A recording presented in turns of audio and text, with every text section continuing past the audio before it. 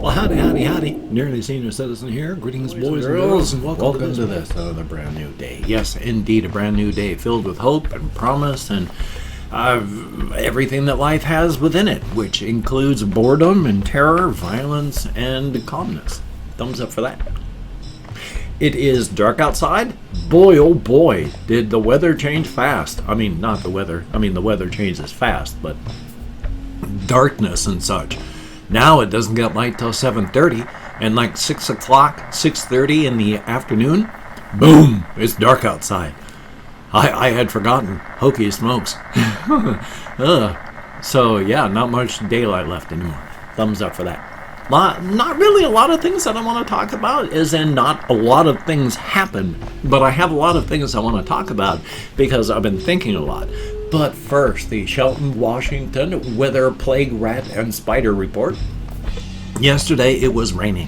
I can't hear it raining this morning, so I think I'm okay that way, because I gotta go out walkies, of course, every single day. I have to go out walkies, no vehicle, so I have to buy food and drink on a daily basis. So not having rain is good, and yesterday it rained. And my sister gave me a gift card with money on it to Walmart, so I had to walk to Walmart to spend that, and that's a 6-mile round trip. Now normally when I go to buy food, I just walk to Walmart, Safeway. From my home straight to Safeway and back, I'd say it's right around a mile to get there. So I'm carrying my groceries about a mile back after about, if I just make a straight shot there, shot back thing, instead of wandering around like I sometimes do, then it's just a 2-mile walk, mile there, mile back carrying groceries. Usually what I do is I wander all around town so that by the time I get there, I've walked maybe 2.5, 3 miles, and then I walk the mile back. Walmart is 6 miles away. Round trip, 3 miles there, 3 miles back. So last night, not last night, right around noon, I went walkies to Walmart. 3 miles there in the rain. Takes an hour, because it takes me about 20 minutes to walk a mile. Because you walk 3 some odd miles per hour, which is a moderate pace, moderate exercise, something you should be doing. And then I have to walk the 3 miles back. So I'm carrying groceries 3 times as far as I normally would, after having walked a little bit further than I normally would. I'm getting very tired right now because it's been months and months and months since I walked to Walmart. And I hate going into Walmart. The numbers for the Covfefe bug right now are 1 in every 4,000 Americans have it right now. That's not good. And I don't want to be one of those that gets it. Because I don't want the risk of death. I don't want the risk of further disability. Because about half the people that get this, if not more, end up with horrendous lifelong disabilities from it. And of course, people that work there, masks pulled down so their noses are uncovered. Why? People that are customers, masks pulled down. I gotta eat. I gotta go buy food. I wish I didn't have to go someplace where I'm wandering into a petri dish, which is effectively a gun aimed at my head. So yay. And of course, but I walked there, walked back, and it was horrific and nightmarish, and so I didn't take the shower that I was hoping to take last night. This is going to be rough because I'm going to have to take a shower here real soon because I cleanse myself because I sponge bathe. I cleanse myself with washcloths. I just don't shower because of my disability. I can either walk to Walmart or walk to Safeway, or I can take a shower. And since I need to buy food, I tend to go buy food. So I have to try and squeak in a shower like once a week because it's hard to take a shower with all my nerve injuries, back injuries, chronic illnesses. Joy. Now, where was I? So there's all this stuff going on, and that's great. It's wonderful. It's painful and awful. But At least I get there, I get food. It's just I wish I didn't have to risk death. Now, on to the spider report. There are the 2 spiders still over there, and there's little tiny spiders about here and there, and that's good. I don't see any really up here, but I've seen some back there, and thumbs up for that. Now that ties into something else that I was thinking of. Because I've got those 2 garden spiders over there. The one next to where the box fan was, she is still there. I had to go for the parallax movement with my binocular vision, see her moving against the background, because she's against the dark window. And then the other spider in the corner, and I had been thinking, if I'd had one of those containers, one of those cages, I could put them in a plastic cage and then feed them bugs and stuff. Which ties into a whole thing, because I watch a lot of weird channels, and there's a couple of them where they keep spiders as pets. Everything from tiny jumping spiders. When I say tiny, I mean they're about as big as your fingernail. So they're not tiny. He keeps everything from tarantulas to huntsmen to jumping spiders, and he's just got them in little plastic boxes. Some of them just that big. And the spider itself has not much, it's got room. It can go from one side to the other and then back inside, and this is about this far up above, and it's like,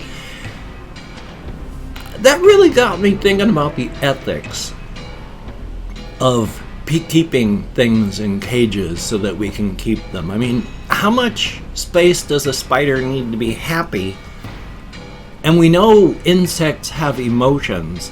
One of the reasons we study fruit flies is because we know where in their brains they feel emotions. And we know when they're feeling happy and sad. So what's going on in a spider brain? Would it feel sad if I put it inside of a plastic box? Especially these spiders. These are great big orb weavers. That would be a bad thing to keep them in a box. They travel, they go places, they do things, they make big webs. As much as I want those 2 to be around, if I kept them in a cage, that wouldn't be right for them. That would be bad. So as much as I like to keep critters and stuff around me as pets, sometimes it's just ethically and morally, I couldn't. Like putting those spiders in a box. Some spiders, yes. They have relatively small spaces that they live in. Like funnel spiders. They don't travel. They just have an area that they've got for their web. It's their funnel. They live in there. They come out. They zap. They retreat. That's not a bad thing to keep them in a cage. But these guys are travelers. So, yeah. As much as I want to keep them as pets, they've got to be free to travel. Otherwise, it's just not fair to them. It just leaves me sad if they travel on, and they will. Right now, it's warm enough, and there's enough food that they're happy here. So thumbs up for that. And philosophically, one of the other things I was thinking of while out walking over the past couple weeks, because I've been thinking a lot about my cosmic horror stuff and the determinism of the universes and all that, because it works on a multiverse system. And I have said that, there is no free will as people here because everything is deterministic. There is only so many configurations that matter can take. It's an absolutely astronomical number because in your body you have 25 to 50 trillion cells that is packed with trillions of molecules, which are made up of trillions of atoms, which are made up of trillions of the smaller atomic particles, which are made up of trillions of quarks. So there's an absolutely astronomical number of configurations that matter can take. But it's still finite.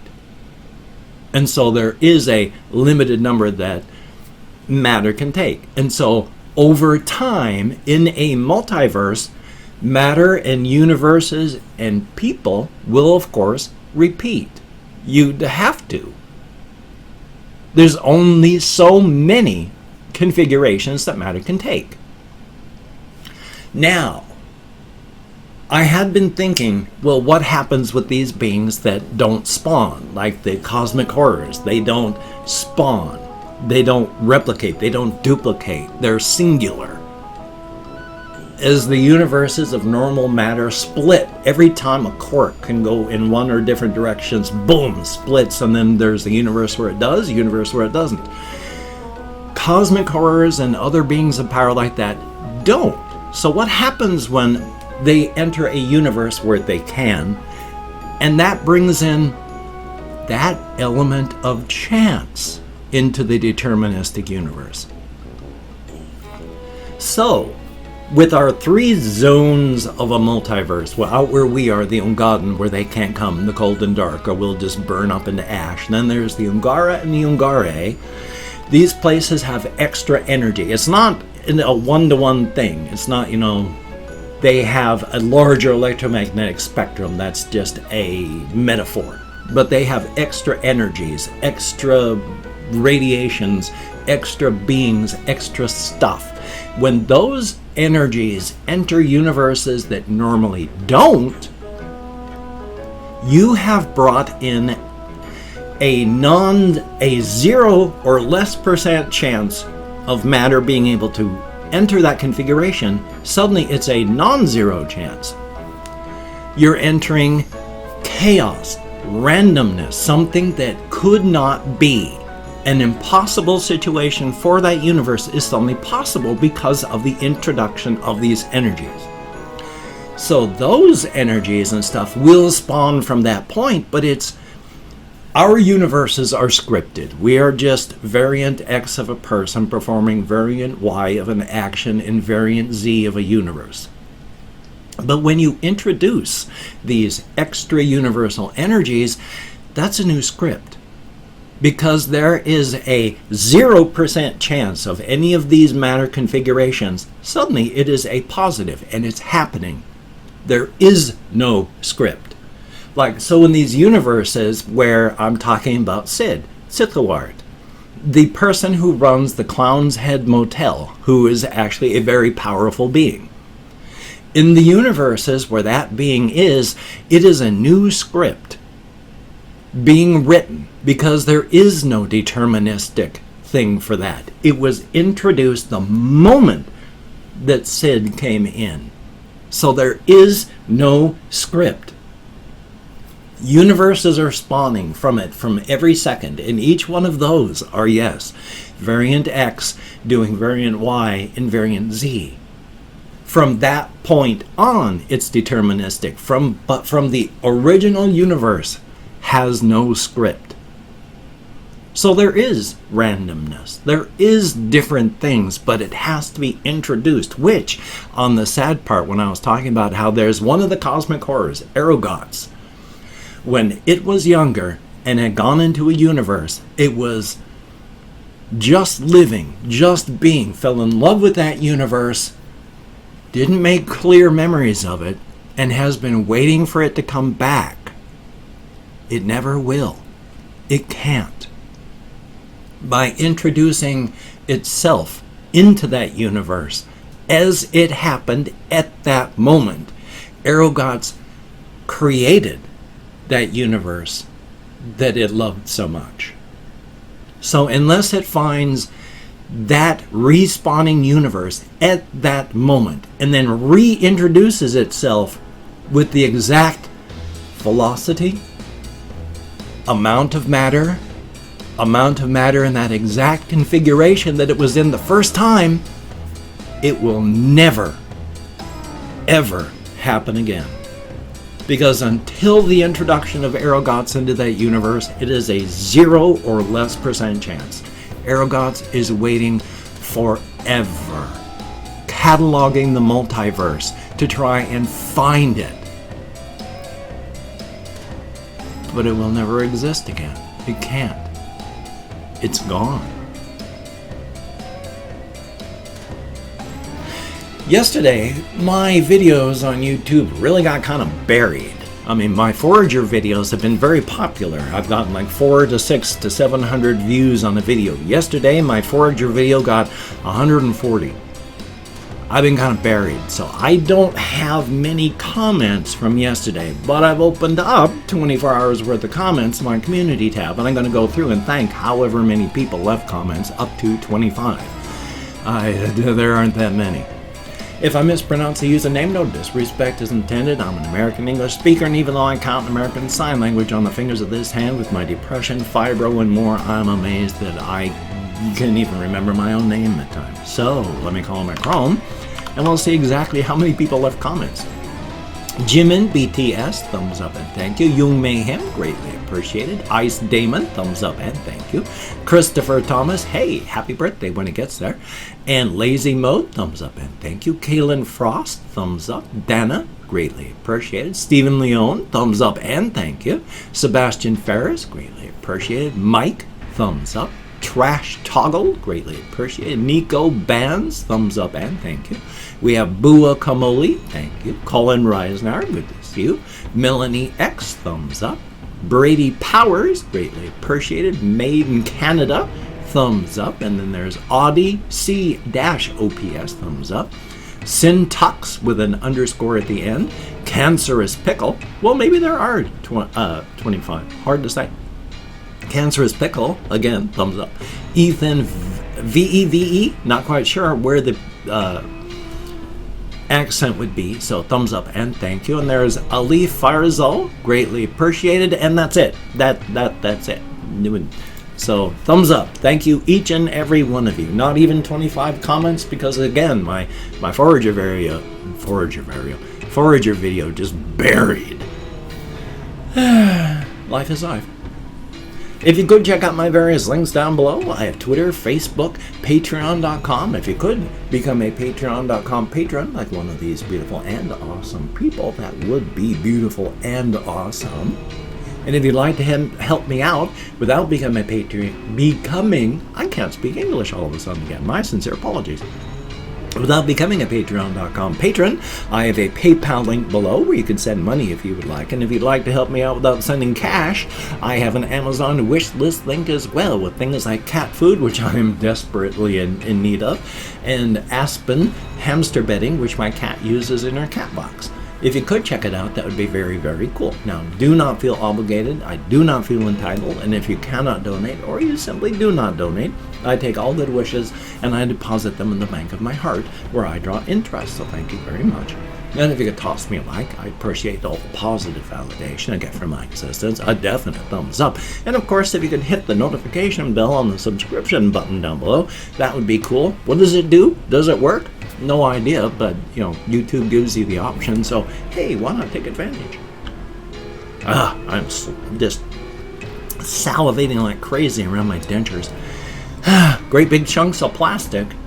I mean, after all, one of the ways to fool your body if you're thirsty is to they have to be clean, but an old samurai trick was to put pebbles in your mouth. You salivate around the pebbles, you swallow your saliva, you fool your body into thinking you're drinking. I got 2 great big plastic pebbles inside of my mouth, and today I am just salivating around them like crazy. Thumbs up. Anyway, though, I've got this video here. I've got the second half of my forager video to record, edit, and render.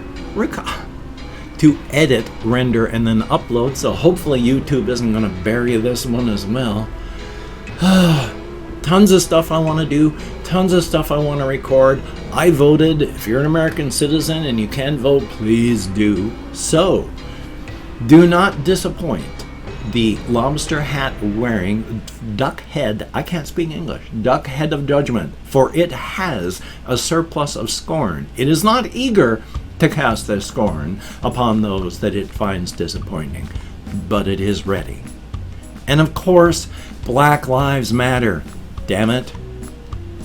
And wear a mask. Wash your hands. Try not to touch your face. Practice social distancing. It's painful, but it works. A good thing. And of course, justice for everybody that the jackbooted, brown-shirted fascist thugs in police uniforms keep brutalizing and murdering on American streets and breaking into American homes and murdering them there, which happens on a daily basis. So you take care. Have a great day today. I will see you, my friend, and that is a very good thing. Just stay creative, take care of yourself, and I will see you on the flip side.